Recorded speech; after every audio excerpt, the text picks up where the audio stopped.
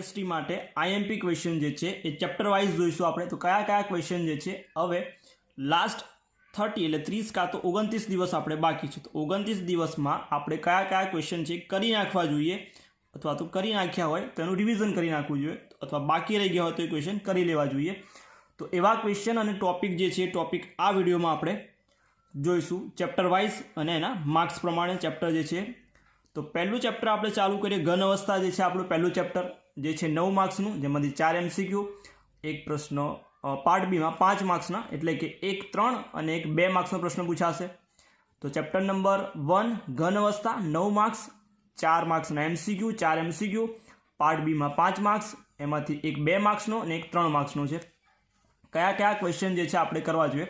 તો પહેલો જે છે પ્રશ્ન આઈએમપી આપણા માટે તફાવત, સ્ફટિકમય અને અસ્ફટિકમય ઘન પદાર્થનો તફાવત કરવો જોઈએ. બીજો પ્રશ્ન આપણે એમાં કરી લેવો જોઈએ જે છે એ આણ્વીય ઘન, સ્ફટિકમય ઘન પદાર્થ છે એના પ્રકાર જે છે આપેલા છે. આણ્વીય ઘન 4 છે, આણ્વીય ઘન, ધાત્વીય ઘન, આયનીય ઘન અને સહસંયોજક. આ છે આપણે કરી નાખવું જોઈએ. તો આ બે પ્રશ્ન મોસ્ટ ઇમ્પોર્ટન્ટ. પછીનો ત્રીજો આપણે કરી નાખવો જોઈએ સંકુલન ક્ષમતા. સંકુલન ક્ષમતામાં અંતઃકેન્દ્રિત અને HCP આ બે તો કરી જ નાખવી જોઈએ. અંતઃકેન્દ્રિત જેને આપણે BCC કહીએ છીએ, અને HCP CCP અથવા ફલક કેન્દ્રિત સમઘન FCC ને આપણે કહીશું ફલક કેન્દ્રિત. તો આ બે જે છે. ત્રીજો પણ કરવો જોઈએ, 2 માર્ક્સ માટે પૂછાઈ શકે. તો આ 3 જે છે સંકલન ક્ષમતા એ કરવા જોઈએ. પછીનો ટોપિક ક્ષતિ. ક્ષતિમાંથી આપણે તફાવત જે છે અથવા સમજાવો. શોર્ટકી ક્ષતિ અને ફ્રેન્કલ ક્ષતિ આપણે કરવી જોઈએ. શોર્ટકી અને ફ્રેન્કલ જે તત્વયુગ્મિતિક ક્ષતિનો પ્રકાર છે. બિન તત્વયુગ્મિતિક ક્ષતિમાં પણ આપણે ધાતુ વધારો અને ધાતુ ઘટાડો 2 પ્રકારની ક્ષતિ છે, અને છેલ્લી જ અશુદ્ધિ ક્ષતિ. તો 6 ટોપિક થાય છે. 6 ટોપિકમાં આપણે સ્ફટિકમય અસ્ફટિક તફાવત 4 પ્રકાર, સંકલન ક્ષમતા, ક્ષતિમાં શોર્ટકી અને ફ્રેન્કલ, અને બિન તત્વયુગ્મિતિમાં ધાતુ વધારો, ધાતુ ઘટાડો અને અશુદ્ધિ ક્ષતિ. હવે દાખલામાં તો સ્વાધ્યાયનો 1.3 MCQમાં પૂછાઈ શકે એવો છે. પછી 1.1, 1.12 અને 1.13. તો આ જે છે ઇમ્પોર્ટન્ટ છે, નિયોબિયમ વાળો છે.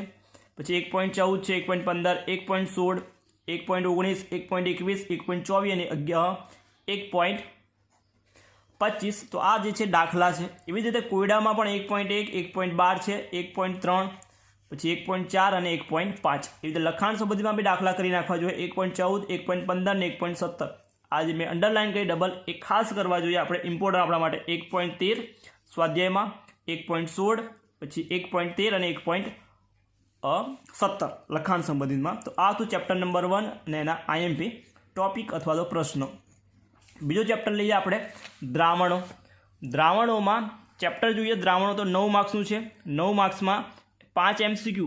14 ચેપ્ટરમાં સૌથી વધુ MCQ આ ચેપ્ટરમાંથી આવશે, 5 MCQ, અને એક 4 માર્ક્સનો પ્રશ્ન સેક્શન Cમાં, એટલે કે 2 જ છે. એક તો MCQ 5 અને એક જ પ્રશ્ન પાર્ટ બીમાં હશે 4 માર્ક્સનો. તો 4 માર્ક્સમાં 2 ભાગ કરીને બી પૂછાય. 2 માર્ક્સના 2 પ્રશ્ન પૂછી દે. તો આપણે પહેલેથી સ્ટાર્ટ કરી લઈએ. દ્રાવણની વ્યાખ્યાથી લે એનું વર્ગીકરણ જોઈ લેવાનું. દ્રાવણ અને તેનું વર્ગીકરણ આપણે જોઈ લેવાનું. પછી રાઉલ્ટનો નિયમ. તો રાઉલ્ટનો નિયમ એમાં બાષ્પશીલ વાળું છે, એ ખાસ કરવાનું. બાષ્પશીલ દ્રાવ્ય, બાષ્પશીલ દ્રાવક. બીજો જે છે એ અબાષ્પશીલ દ્રાવ્ય અને બાષ્પશીલ દ્રાવક. એમાં મોલર દર એટલે કે જે સંખ્યાત્મક ગુણધર્મવાળું છે, એમાં જે મોલર દર M2ની વેલ્યુ શોધવાનું સૂત્ર છે એ આખું તારવવાનું. તો એ 2 કરી નાખવા જોઈએ આપણે. પછી ઉત્કલન બિંદુ ઉન્નયન, ઠાર બિંદુ ઉન્નયન કરી નાખવું જોઈએ. પછી અભિસરણ દબાણ અને પ્રત્યઅભિસરણ જેને આરો કહેવાશે. પછી વ્યાખ્યામાં અર્ધપારગમ્ય પડદાની વ્યાખ્યા છે, અભિસરણની વ્યાખ્યા છે. તો આ 4 માર્ક્સનો પ્રશ્ન છે. તો એક 4 માર્ક્સનો દાખલો પૂછાય, અથવા તો એવું કરે કે થિયરી પૂછી નાખે 2 માર્ક્સની. તો આ થિયરી બી આપણે એની જોઈ લીધી. સ્વાધ્યાયમાં આપણે 2.5 દાખલો, પછી 2.6 ઇમ્પોર્ટન્ટ, 2.8 પણ કરવાનો, 2.16 છે, 2.19, 2.21 પૂછ્યો હતો 2020માં, પછી 2.36 છે, 2.38. એવી જ રીતે કોયડામાં 2.5 અને લખાણ સંબંધી 2.8. તો આ દાખલા અને એના પ્રશ્નો જે છે ચેપ્ટર નંબર 2ના. ચેપ્ટર નંબર 3 આપણે વિદ્યુત રસાયણ વિજ્ઞાન. વિદ્યુત રસાયણ વિજ્ઞાન ચેપ્ટર પણ છે 9 માર્ક્સનું. તો 4 અને 5, 4 છે MCQ હશે, અને 5 જે પાર્ટ બીમાં હશે એમાં 2 માર્ક્સનો પ્રશ્ન અને એક 3 માર્ક્સનો પ્રશ્ન. એમાં પહેલો પ્રશ્ન પ્રમાણિત હાઇડ્રોજન વિદ્યુત ધ્રુવ કરી નાખવો જોઈએ. પ્રમાણિત હાઇડ્રોજન વિદ્યુત ધ્રુવ. પછી નટ સમીકરણ જે છે એ નટ સમીકરણ, અને એનું ઉદાહરણમાં ડેનિયલ કોષ માટે જે સૂત્ર તારવવાનું છે E સેલનું, એટલે કે ડેનિયલ કોષનું આખું લઈ અને સમીકરણ તારવવાનું. પછી સંતુલન અચળાંક અને ગિબ્સ ઉર્જા પણ કરી નાખવી જોઈએ. પછી ફેરાડેનો નિયમ, વિદ્યુત વિભાજન પ્રક્રિયામાં પીગળિત NaCl છે, જલીય NaCl એટલે કે સાંદ્ર NaCl વાળું છે, અને સલ્ફ્યુરિક એસિડ. તો આ જે છે થિયરીમાં આટલી થિયરી એમાંથી બની શકે. એક પ્રમાણિત હાઇડ્રોજન વિદ્યુત ધ્રુવ, નળ સમીકરણ, અને ડેનિયલ સેલ માટે એટલે કે ડેનિયલ કોષ માટે E સેલ નળ સમીકરણ પરથી જ. પછી સંતુલન અચળાંક આવી શકે, ગિબ્સ ઉર્જાનું સૂત્ર, ફેરાડેનો નિયમ છે, અને વિદ્યુત વિભાજનની પ્રક્રિયા તો પીગળિત NaCl માટેની પ્રક્રિયા એનોડ પર અને કેથોડ પર મળતી નિપજન સમીકરણ જે છે જલીય NaClનું એના પર કેથોડ અને એનોડ પર થતી પ્રક્રિયા, સલ્ફ્યુરિક, આ ત્રણની પ્રક્રિયા. દાખલામાં જોઈ લઈએ તો દાખલામાં 3.2, પછી 3.4 છે, પછી 3.5 જે છે એ 3.6, સ્વાધ્યાય 3.5, 3.6, એમાં 4 દાખલા છે. એમાંથી ચોથા નંબરનો દાખલો મોસ્ટ ઇમ્પોર્ટન્ટ BR- વાળો જે છે એ. પછી 3.6, પછી આ જે છે MCQ માં આવી શકે. 3.12 છે, 3.13 અને 3.14 એ MCQ કાં તો 2 માર્ક્સમાં પૂછાઈ શકે.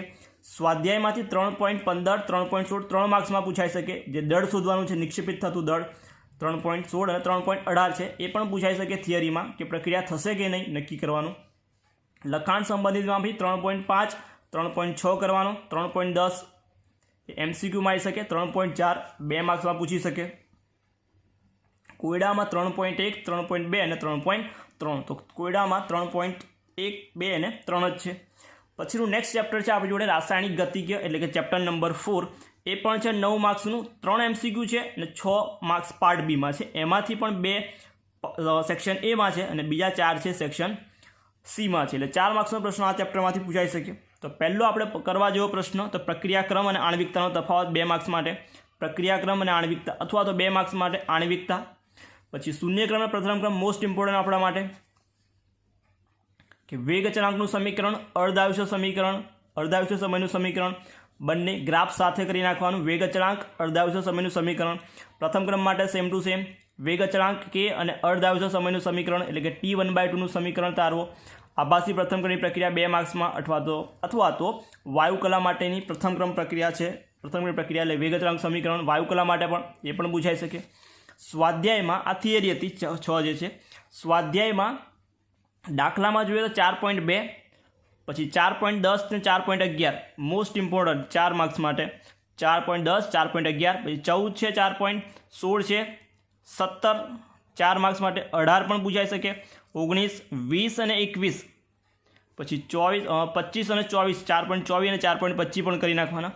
પછી લખાણ સંબંધીમાંથી MCQ અથવા 2 માર્ક્સમાં પૂછાઈ શકે એવા દાખલા પણ છે. 4.1, 4.2, 4.3, 4.4 છે, 4.4 અને 4.4 અને 4.5. કોયડામાં તો 4.3 છે, 4.4, 4.7 એ MCQમાં, અને 2 માર્ક્સ માટે 2, 4 તો 4.8 અને 4.5, 4.5 અને 8. આ છે આપણો ચેપ્ટર નંબર 4 એના દાખલા અને થિયરી. નેક્સ્ટ ચેપ્ટર જોઈશું ચેપ્ટર નંબર 5. તો ચેપ્ટર નંબર 5 જે છે એ છે આપણા માટે 9 માર્ક્સનું. 1 થી 5 ચેપ્ટર બધા જ 9 માર્ક્સના છે. તો ચેપ્ટર નંબર 5 છે 9 માર્ક્સનું. એમાંથી 4 MCQ અને 5 માર્ક્સની થિયરી. 5 માર્ક્સની થિયરીમાં સેક્શન એમાં એક પ્રશ્ન એટલે 2 માર્ક્સનો એક પ્રશ્ન હશે, અને સેક્શન બીમાં એક પ્રશ્ન 3 માર્ક્સનું એટલે કે 2 માર્ક્સનો અને 3 માર્ક્સનો આ ચેપ્ટરમાંથી પ્રશ્ન આવશે. તો પહેલાં જ આપણે જોઈ લેવાનું વ્યાખ્યાઓ બધી. અધિશોષણ કોને કહેવાશે, અધિશોષિત, અધિશોષક અને અપશોષણ. તો આ 4 વ્યાખ્યાઓ જોઈ લેવાની. એના પછી 2 માર્ક્સ માટે પૂછાઈ શકે એવું કે અધિશોષણની ક્રિયાવિધિ સમજાવો, તો અધિશોષણની ક્રિયાવિધિ જોઈ લેવાની. 3 માર્ક્સ માટે પૂછાઈ શકે લાક્ષણિકતાઓ, ભૌતિક અધિશોષણની લાક્ષણિકતાઓ સમજાવો, અથવા રાસાયણિક અધિશોષણની લાક્ષણિકતાઓ, અથવા તો એનો તફાવત પૂછાય તો તફાવતમાં ભૌતિક અધિશોષણ અને રાસાયણિક અધિશોષણનો તફાવત કરી નાખવાનો. ફ્રુન્ડલિચનું અધિશોષણ સમતાપક જે સમીકરણ છે સમીકરણ તારવવાનું છે. પછી એના ઉપયોગો કરવાના છે, તો અધિશોષણના ઉપયોગો. કલિલનું વર્ગીકરણ ભૌતિક સ્થિતિના આધારે પૂછાય, જે 8 પ્રકાર પડતા હતા એ. પછી તફાવતમાં પૂછાઈ શકે દ્રવ અનુરાગી અને દ્રવ વિરાગી એટલે કે લાયોફોબિક અને લાયોફિલિક કલિલ જે છે. બનાવટ જોઈએ કલિલની, તો કલિલની બનાવટ 3 છે. રાસાયણિક પદ્ધતિ છે બ્રેડિંગ ચાપ પદ્ધતિ છે. તો આ પદ્ધતિ ખાસ કરવાની બ્રેડિંગ ચાપ પદ્ધતિ અથવા પેપ્ટીકરણ. તો કલિલની બનાવટ પણ જોઈ લેવાનું આપણે. વિદ્યુત કણ સંચલન જેમાં ઇલેક્ટ્રોફોરેસિસ કહેવાય, તો આ પણ આપણા માટે ઇમ્પોર્ટન્ટ. અને છેલ્લો ક્વેશ્ચન એમાં જોવાનો હાર્ડી અને શુલ્ઝનો નિયમ. સ્કંદનવાળો જે ટોપિક છે એમાં છે નીચે હાર્ડી અને શુલ્ઝનો નિયમ. તો આ હતું ચેપ્ટર નંબર 5માં આપણે કયા કયા પ્રશ્નો છે એ પ્રશ્નો જોવા જોઈએ. પછીનું ચેપ્ટર છે આપણું ચેપ્ટર નંબર 6 તત્વોનું અલગીકરણ. એ છે ચેપ્ટર 6 માર્ક્સનું, એમાંથી 2 MCQ અને 4 માર્ક્સના 4 માર્ક્સ એટલે કે બે પ્રશ્નો આ ચેપ્ટરમાંથી આવશે. કયામાં? સેક્શન એમાં 2 પ્રશ્નો હશે, સેક્શન એમાં ચેપ્ટર નંબર 6 માંથી. તો પહેલું જેમાં જોઈ લેવાનું વ્યાખ્યાઓ, ખનિજ કોને કહેવાશે, અયસ્ક એટલે કાચી ધાતુ કોને કહેવાશે, અને ધાતુ કર્મવિધિ. એના પછીની પદ્ધતિ 2 માર્ક્સમાં પૂછાય છે કે જલીય પ્રક્ષાલન છે, ચુંબકીય અલગીકરણ, ફિન બ્લોન પદ્ધતિ મોસ્ટ ઇમ્પોર્ટન્ટ પદ્ધતિ. પછી નિક્ષાલનમાં એલ્યુમિનિયમનું છે, અને ગોલ્ડ અને સિલ્વર એટલે સોનું અને સિલ્વરનું છે, એ પણ જોઈ લેવાનું. પછી નિસ્તાપન છે, ભુંજન અને રિડક્શન, આ 3 જોઈ લેવાનું છે.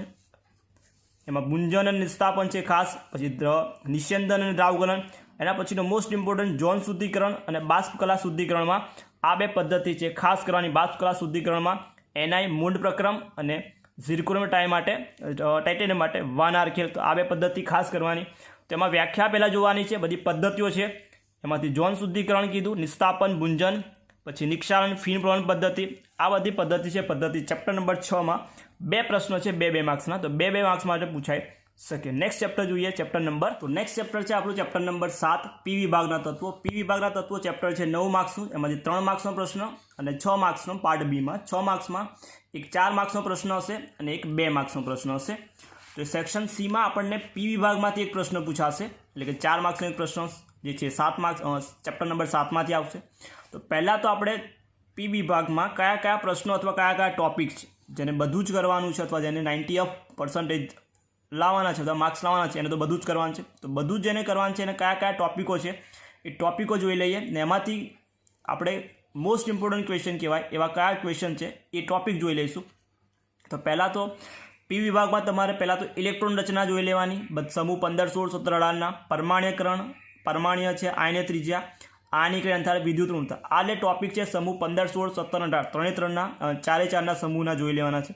પછી અનિયમિત ગુણધર્મો જોઈ લેવાના, નાઇટ્રોજન છે, ઓક્સિજન અને ફ્લોરિન. નાઇટ્રોજન, ઓક્સિજન અને ફ્લોરિનના અનિયમિત ગુણધર્મો. પછી એની રાસાયણિક પ્રતિક્રિયાત્મકતા આવશે, સમૂહ 15, 16, 17, 18 એટલે 4 સમૂહની રાસાયણિક પ્રતિક્રિયાત્મકતા. એમાં તમારે સંયોજનો આવે છે, સંયોજનોમાં બનાવટ આવે, ગુણધર્મ આવે અને એના ઉપયોગો આવે. તો N2 છે, HNO3 છે, Cl2 અને HCF. તો એમાં HNO3 ખાસ કરવાનું, Cl2 અને HCF અને HCO અને HCF આ 4 જે સમૂહ છે, 4 સંયોજનો ખાસ કરવાના સમૂહ. સંયોજન HNO3, nitric acid, Cl2, HCO અને HCF. ઓક્સો એસિડ તો ઓક્સો એસિડ આખા કરી જ નાખવાના, સલ્ફર, ફોસ્ફરસ અને હેલોજન 3ના ઓક્સો એસિડ છે, ઓક્સો એસિડ કરવાના. આ ટોપિક જે છે આટલા ટોપિક છે પી વિભાગમાં. એમાંથી મોસ્ટ ઇમ્પોર્ટન્ટ આપણા માટે કે HNO3 જે છે એ HNO3ની પ્રક્રિયાઓ છે ધાતુ અને અધાતુ સાથે. ધાતુમાં કોપર અને ઝિંક સાથે 2 અલગ અલગ કન્ડિશનમાં છે, સાંદ્ર HNO3 સાથે સાંદ્ર HNO3, મંદ HNO3, એ રીતે ટોટલ એની 4 પ્રક્રિયા, અને અધાતુમાં 4 અધાતુ સાથે, એટલે ટોટલ 10 પ્રક્રિયા છે એની. તો એ 10 પ્રક્રિયા તમારે એ HNO3 સાથેની જોવાની છે. એટલે આમાંની 8 પ્રક્રિયા અને Cl2 વાળી 2, Cl2ની NaOH સાથેની પ્રક્રિયા, ઠંડા અને મંદ અને ગરમ અને સાંદ્ર સાથેની પ્રક્રિયા, એમ કંઈ ટોટલ 10 પ્રક્રિયાઓ, એટલે 10 સમીકરણ છે. તમારે 10 સમીકરણ તૈયાર કરવાના છે, સમીકરણ પૂર્ણ કરે એવું પૂછાય એમાં. ઓક્સો એસિડમાં તો આ 3 જે આગળ કીધા એ બંધારણ સૂત્રનું નામ આ કરી નાખવાનું. પછી સ્પેસિફિક નામવાળી HNO3ની બનાવટમાં એક ઓસ્વાલ્ડ પદ્ધતિ છે, તે ઓસ્વાલ્ડ પદ્ધતિ. ક્લોરીનની બનાવટ છે એમાં ડીકન પદ્ધતિ આવે, તો ડીકન પદ્ધતિ ખાસ કરવાની છે. અને HNO3નો ગુણધર્મ જેમાં કથ્થઈ વલય કસોટી, રિંગ કસોટી કહેવાય, વીટી કસોટી અથવા રિંગ કસોટી, તો એ રિંગ કસોટી છે એ કરવાની છે. અને નીચે છેલ્લે 18મા સમૂહનું HCO અને HCF સંયોજનોની બનાવટ, ગુણધર્મ સંયોજન, આ એક ખાસ કરવાનું છે. તો પી વિભાગમાં આટલા પ્રશ્નો છે ખાસ કરવા જોઈએ.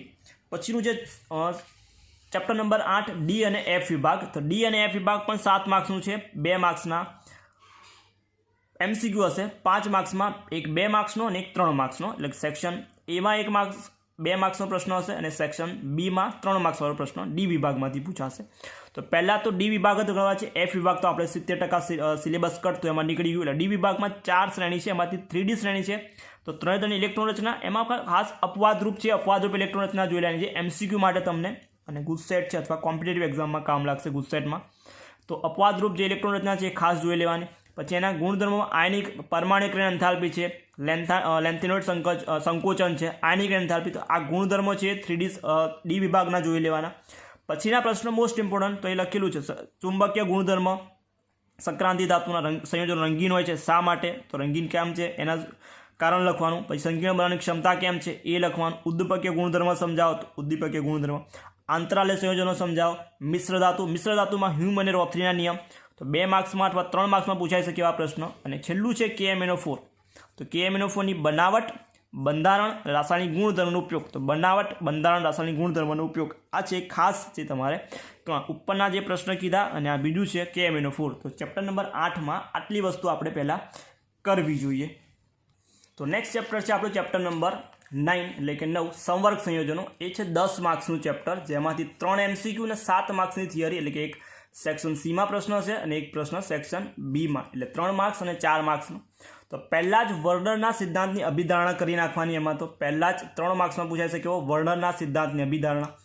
વ્યાખ્યાઓમાં સંવર્ગ સ્પીસીસ છે, પ્રતિઆયનની વ્યાખ્યા છે, લિગેન્ડ અને લિગેન્ડનું વર્ગીકરણ, અહીંયા મેં લખ્યું નથી પણ સ્પેસિફિક લિગેન્ડ અને લિગેન્ડનું વર્ગીકરણ કરી નાખવાનું. લિગેન્ડનું વર્ગીકરણ. પછી હોમોલેપ્ટિક અને હિટ્રોલેપ્ટિક સંકીર્ણ ઉદાહરણ સાથે, તો હોમોલેપ્ટિક, હિટ્રોલેપ્ટિક. પછી IUPAC નામ, સંકરણ છે, ચુંબકીય ગુણધર્મ, ઓક્સિડેશન આંક, એના માટે જે પ્રશ્ન છે અથવા પ્રેક્ટિસ, તો કોયડો 9.2, 9.3, 9.7 છે. પછી 9.1, 9.2, 9.3, 9.4, 5, 6, 7, 8, 9. તો લખાણ સમય બધા પ્રશ્ન છે એ બધા પ્રશ્ન તમારે IUPAC નામ, ચુંબકીય ગુણધર્મ અને ઓક્સિજન આટલા માટે આ છે પ્રેક્ટિસ કરી લેવાની. સ્વાધ્યાયમાંથી 9.5, 9.6, 9.7, 9.9, 10, 11 અને 15 જે સમઘટકતા અને એ જે છે. તો આ લખાણ સંબંધિત કોયડાના આટલા પ્રશ્નો છે તમારે જોઈ લેવાના. પછી સમઘટકતામાં ભૌમિતિક સમઘટકતા, પ્રકાશીય સમઘટકતા અને બંધન, આ 3 છે તમારે મોસ્ટ ઇમ્પોર્ટન્ટ. પછી સંયોજકતા બંધનવાદ, તો સંકરણ જે ઉપર આપણે પ્રશ્નો જે છે એ પ્રશ્નમાં આવી જશે લખાણ સંબંધિત, અને કોયડામાં એ પ્રશ્ન છે અને સ્વાધ્યાયમાં જો સંકરણવાળા છે. તો ટેક્સ્ટ બુક ઉદાહરણમાં જે આપેલું છે એ 4 છે આપેલા, એ 4 આ જોઈ લેવાના તમારે, એનું સંકરણ કયું છે એની. અને છેલ્લું સંયોજકતા બંધનવાદની મર્યાદા 3 માર્ક્સ માટે, તો આ કરી લેવાનું. તો ચેપ્ટર નંબર 9માં આટલા પ્રશ્નો છે, આ પ્રશ્ન આપણે કરવાના. પછી ચેપ્ટર નંબર 10, હેલો આલ્કેન અને હેલો એરિન. હેલો આલ્કેન અને હેલો એરિન એ પણ છે ચેપ્ટર નંબર 10 અને 9 માર્ક્સનું છે. 4 માર્ક્સના MCQ, 5 માર્ક્સની થિયરી, એમાંથી 2 અને 3, એટલે કે 2 માર્ક્સનો પ્રશ્ન, 3 માર્ક્સનો પ્રશ્ન. તમારે વર્ગીકરણ જોઈ લેવાનું. વર્ગીકરણ જે છે તો વર્ગીકરણ હેલો આલ્કેન અથવા હેલો એરિન વર્ગીકરણ જોવાનું. બનાવટમાં આલ્કોહોલમાંથી, હાઇડ્રોકાર્બનમાંથી અને હેલોજન વિનિમય. તો હેલોજન વિનિમયમાં જે ફ્રિન્કલસ્ટેન અને શ્વાર્ટ્ઝ છે ખાસ કરવાની. પછી SN1 SN2 આખી પ્રક્રિયા અને તફાવત બંને છે તમારે ક્રિયાવિધિ સહિત, એટલે તફાવત ફોર્મમાં અને ક્રિયાવિધિ સહિત. પછી બીટા અવલોકન કરી નાખવાનું. ગ્રિગ્નાર્ડ પ્રક્રિયા અથવા તો એનું ધાત્વિય સંયોજન પૂછાય, તો આ ગ્રિગ્નાર્ડ પ્રક્રિયા લખવાની. પછી વુડ્સ ફિટિંગ અને ફિટિંગ, આ 3 પ્રક્રિયા કરવાની. હેલો એરિનની કેન્દ્રવાગી વિસ્થાપન પ્રક્રિયામાં જે છે નાઇટ્રોજન એડ થાય NO2 વાળું છે એ જોવાનું છે. પછી પરિવર્તન, અને એના માટે પરિવર્તન છે IUPAC નામ માટે સ્વાધ્યાયમાંથી 10.11, 14,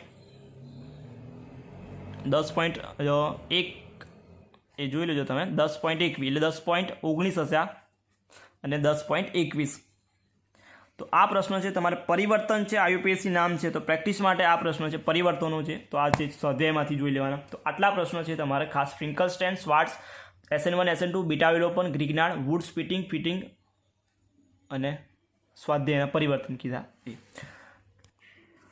તો નેક્સ્ટ ચેપ્ટર છે ચેપ્ટર નંબર 11, આલ્કોહોલ, ફિનોલ અને ઇથર. એ છે 11માં નંબરનું ચેપ્ટર, અને માર્ક્સ પણ છે એના 11. તો 4 માર્ક્સનું MCQ, 7 માર્ક્સની થિયરી, એમાંથી સેક્શન સીમાં એક પ્રશ્ન 4 માર્ક્સનો અને સેક્શન બીમાં 3 માર્ક્સનો પ્રશ્ન, એટલે કે 7 માર્ક્સની થિયરી આવશે. તો પહેલાં તો વર્ગીકરણ જોઈ લેવાનું તમારે આલ્કોહોલ, ફિનોલ અને ઇથોનની. આલ્કોહોલનું, ફિનોલ અને ઇથરનું વર્ગીકરણ. પછી આલ્કોહોલની બનાવટમાં તમારે આલ્કિનમાંથી છે, તો આલ્કિનનું એસિડ ઉદ્દીપક, તો આ પ્રક્રિયા છે. પછી ક્રિયાવિધિ સહિત સમજાવો, તો આલ્કિનનું એસિડ પ્લસ અથવા એસિડ ઉદ્દીપકની હાજરીમાં જલ્યકરણ, હાઇડ્રોબોરેશન પૂછાઈ શકે. પછી આલ્ડીહાઇડ, કીટોન, કાર્બોક્સિલિક એસિડમાંથી એસ્ટરની બનાવટ છે. કાર્બોનેટ સંયોજનમાંથી આલ્કોહોલની બનાવટ ગ્રિગ્નાર્ડ પ્રક્રિયક દ્વારા, તો ગ્રિગ્નાર્ડ પ્રક્રિયકવાળી પ્રક્રિયા લખવાની. પછી ફિનોલની બનાવટ, તો ફિનોલની બનાવટ 4 છે. ડાઉ પદ્ધતિ ક્લોરોબેન્ઝિનમાંથી, તો ડાઉ પદ્ધતિ કેવા છે? ડાયઝોનેમમાંથી, બેન્ઝિન ડાયઝોનેમમાંથી, BDCમાંથી, બેન્ઝિન ક્લોરાઇડમાંથી, બેન્ઝિન સલ્ફોનિક એસિડમાંથી અને ક્યુમિન આઇસોપ્રોપાઇલમાંથી. તો આ 2 પદ્ધતિ ખાસ કરવાની, ક્યુમિન અને ક્લોરોબેન્ઝિનમાંથી અથવા ડાઉ પદ્ધતિ અથવા આઇસોપ્રોપાઇલમાંથી. નેક્સ્ટ, ફિનોલની રાસાયણિક પ્રક્રિયામાં નાઇટ્રેશન અને બ્રોમિનેશનના સમીકરણ અને એ છે ખાસ કરી નાખવાના. પછી કોલ્બે, રીમાન, મોસ્ટ ઇમ્પોર્ટન્ટ, કોલ્બે અને રિમર્ટીમાન.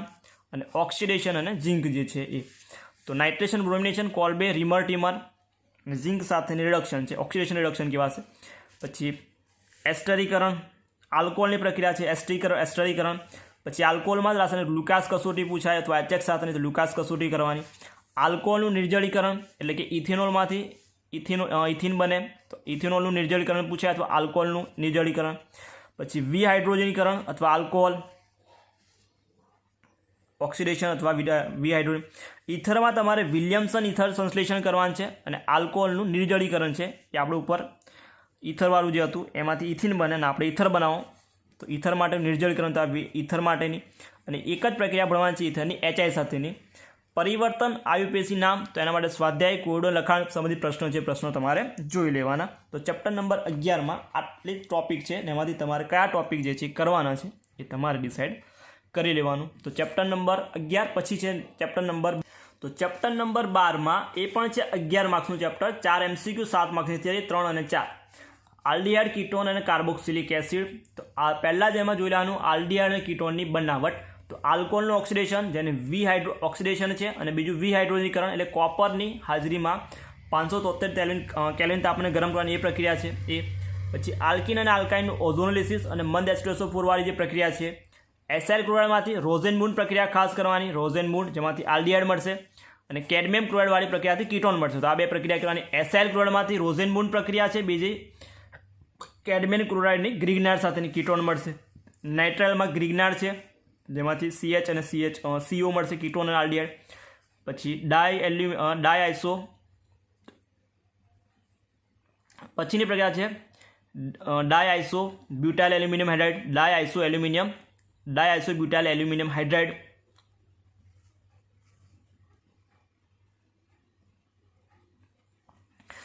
પછી છે નાઇટ્રાઇલનું સ્ટીપન, તેમાંથી આલ્ડીહાઇડ મળશે, સ્ટીપન પ્રક્રિયા આવી ગઈ. રોઝેનમૂન પ્રક્રિયા કરવાની છે. પછી ડાયઆઇસો બ્યુટાઇલ એલ્યુમિનિયમ હાઇડ્રાઇડથી રિડક્શન તો આલ્ડીહાઇડ મળશે, આમાંથી પણ આલ્ડીહાઇડ મળશે. પછી ટોલ્યુનમાંથી ઇટાટ પ્રક્રિયા છે કરવાની છે. ગાટરમેન કોચ બેન્ઝીનમાંથી બેન્ઝાઇલ આલ્કાઇલેશન. તો ગાટરમાન કોચ, ઇટાટ પ્રક્રિયા, સ્ટીપન પ્રક્રિયા અને રોઝેનમૂન પ્રક્રિયા. આલ્ડીહાઇડની HCN, NaHSO3, RMGX આલ્કોહોલ સાથેની પ્રક્રિયાને એસિટાલ કહેવાશે. તો એસિટાલ પ્રક્રિયા અને એમોનિયા સાથેની અથવા એમોનિયાના વ્યુત્પન્ન સાથેની પ્રક્રિયા. પછી રિડક્શનમાં સાદું રિડક્શન, ક્લેમન્સન અને વુલ્ફ-કિર્ચનર ખાસ કરવાનું. ઓક્સિડેશનમાં સાદું ઓક્સિડેશન આવશે ટોલેન્સ સાથેનું અને ફેલિંગનું. અને કીટોનનું આયોડોફોર્મ કસોટી છે, આયોડોફોર્મ કસોટી. અને કોડો 12.4 છે જોઈ લેવાનું.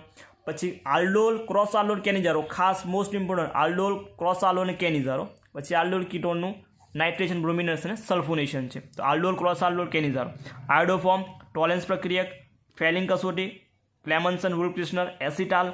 પછી ગાટરમેન કોચ, ઇટાડ, સ્ટીપન, રોઝેનમૂન, આલ્કિન આલ્કાઇન ઓઝોનોલિસિસ જે છે. તો આ હતું ચેપ્ટર નંબર 12માં આલ્ડીહાઇડ અને કીટોન. નેક્સ્ટ જોઈએ એના પછી એનો ટોપિક કાર્બોક્સિલિક એસિડ. તો કાર્બોક્સિલિક એસિડ, આલ્ડીહાઇડ કીટોન પછી કાર્બોક્સિલિક એસિડ. તો કાર્બોક્સિલિક એસિડની બનાવટ આલ્કોહોલ છે, ટોલ્યુનમાંથી એટલે આલ્કાઇલ બેન્ઝીનમાંથી, નાઇટ્રાઇલમાંથી, એમાઇડમાંથી. ખાસ કરવાની આપણે ગ્રિગ્નાર્ડ પ્રક્રિયકની ઘન CO2 સાથેની પ્રક્રિયાથી કાર્બોક્સિલિક એસિડની બનાવટ. ગ્રિગ્નાર્ડ પ્રક્રિયક દ્વારા ઘન CO2 સૂકા બરફ સાથેની પ્રક્રિયા. પછી એસિડ ક્લોરાઇડમાંથી, એસિડ એનહાઇડ્રાઇડમાંથી અને એસ્ટરમાંથી. તો આપણે RMGX વાળી જે પ્રક્રિયા ખાસ. પછી એસિડિકતાવાળું જોવાનું છે. રાસાયણિક પ્રક્રિયાઓમાં એનહાઇડ્રાઇડની બનાવટ છે, એસ્ટરની બનાવટ આવે. એસિડ ક્લોરાઇડમાં PCl5, PCl3, SOCl2 સાથે પ્રક્રિયા. પછી NH3 સાથે એમાઇડ બનશે. એમાઇડમાં આપણે થેલિક એસિડવાળું જે પ્રક્રિયા ખાસ કરવાની. થેલિક એસિડમાંથી થેલેમાઇડ જે બને છે. છેલ્લી ડીકાર્બોક્સિલેશન. તો એસિડમાં છે આટલી પ્રક્રિયાઓ છે, એમાંથી કઈ પ્રક્રિયા છે તો આલ્કોહોલમાંથી, ટોલ્યુનમાંથી છે, નાઇટ્રાઇલ, એમાઇડ, RMGX અને ઘન CO2. પછી એની રાસાયણિક પ્રક્રિયાઓમાં એનહાઇડ્રાઇડ બનાવવા માટે એસિડ સાથે પ્રક્રિયા કરવી પડે. આલ્કોહોલ એસ્ટર સાથે, એસ્ટર તો આલ્કોહોલ સાથે પ્રક્રિયા. એસિડ ક્લોરાઇડ માટે PCl5 છે, PCl3 છે અને SOCl2 સાથે પ્રક્રિયા.